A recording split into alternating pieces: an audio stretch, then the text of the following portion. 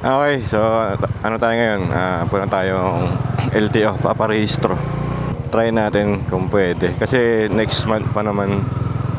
Next month pa yung ano natin expire no rehistro natin. Pero ngayon na natin i-ano para hindi natin makalimutan.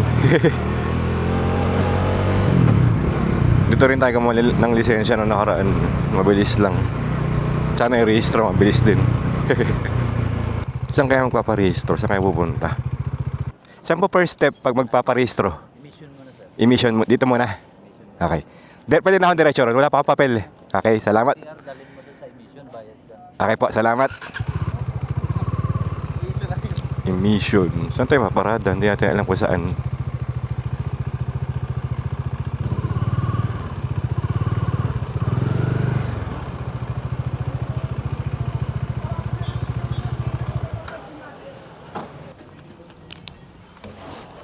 Dito po first step, rehistro po.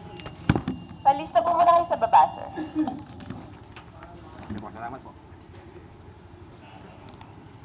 Sir, saan po magpapalista? Motor po. Nakabila na lang sir, hindi marami pa kayo. Meron. Igat lang po kasi. Salamat. Ikot daw sa likod. Kasi marami daw sila ngayon. First step, emission. Sabi, ikot sa likod. So, dito tayo. Ito ba yun?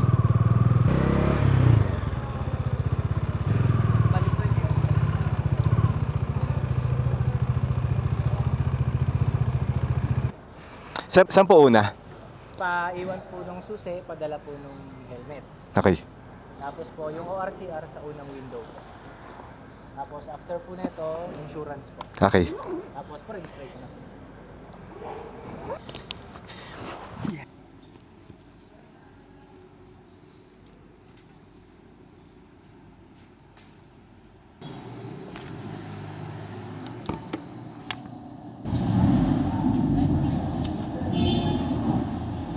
Pinicturean ko yung ORCR natin para mapag-process na tayo ng insurance habang naghihintay dun. Para sabay na. Balik ako kayo. Nandun po sa ano Pinicture pa na lang po.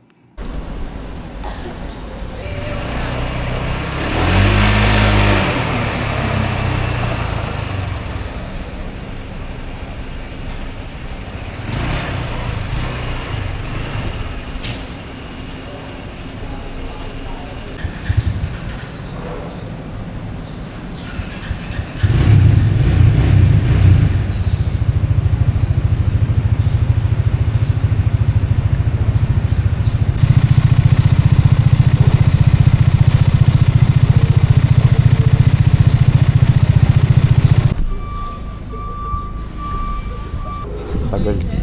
Napot tayo ng